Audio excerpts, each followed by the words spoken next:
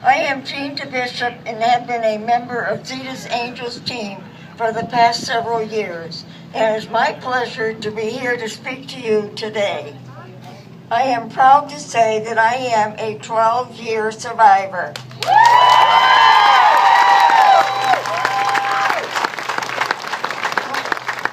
Looking back on the past, I guess you could say that my story is an all too common one. When my husband and I retired, we were fortunate to spend several winters on the warm, sunny beaches of Gulf Shores, Alabama, until September 10, 1993, when John passed away from metastatic liver cancer. We believe his primary site was his lung, though he had that cancer surgically removed. He had been a pretty heavy smoker until his lung surgery, though. With the help and encouragement of my children, I still was able to go to Gulf Shores for several more years to spend winters with friends down there, and it was during one of these winters that my own experience with cancer began. Shortly before I came home at the end of March 2001, I began to notice some bowel changes, which included blood in my stools.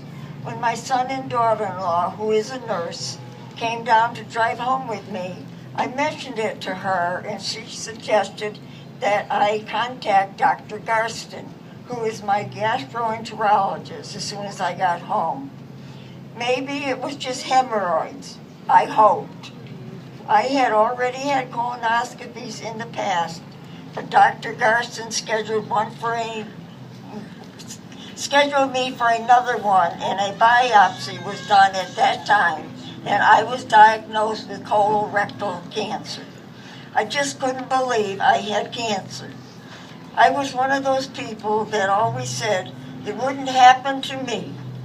I was very active and healthy, ate a good diet, never had a problem getting a good night's sleep, didn't smoke.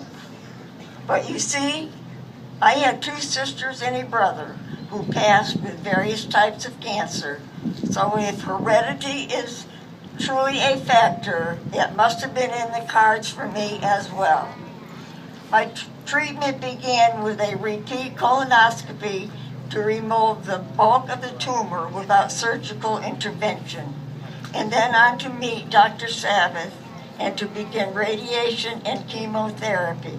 At that time, there was no Harold Lever Center, so my radiation was done in the sub-basement of St. Mary's Hospital with chemo and via an IV pump at home with visiting nurses to oversee it.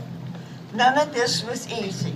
I experienced radiation burns to my skin, but also radiation poisoning internally, which put my bodily functions, you can guess which ones, into overdrive. I was often extremely dehydrated and anemic. My electrolytes were so out of balance that I honestly do not remember a lot of what happened during those days.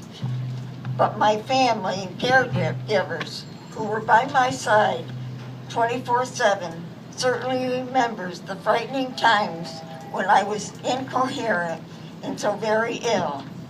I often required IV fluids that were administered in Dr. Sabbath's office, and even blood transfusions in the outpatient treatment center of Waterbury Hospital.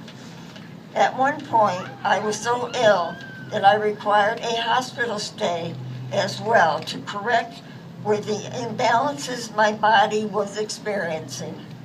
When I was lucid, I would get down in the dumps and I would cry, often when I was visiting Dr. Sabbath.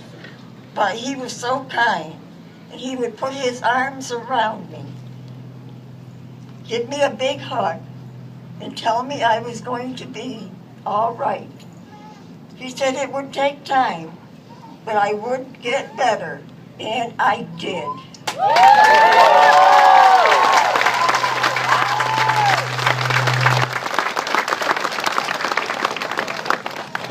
As you can plainly see, I did come through it all. A little thinner, but still very active. I do continue to see Dr. Garston about every 6 months. So it has been 12 years that I have been cancer-free. Thank God and the doctors.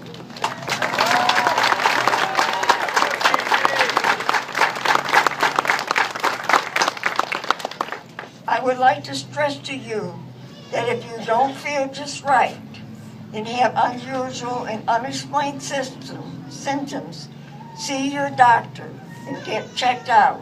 You never know. In closing, I would like to leave you with 3 important reminders. Know your body. Report abnormal symptoms right away. Have your screening test as ordered, because early detection can equal survival.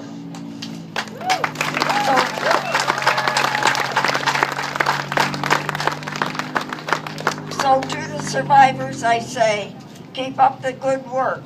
And to everyone here today, I remind you to always have faith. Thank you.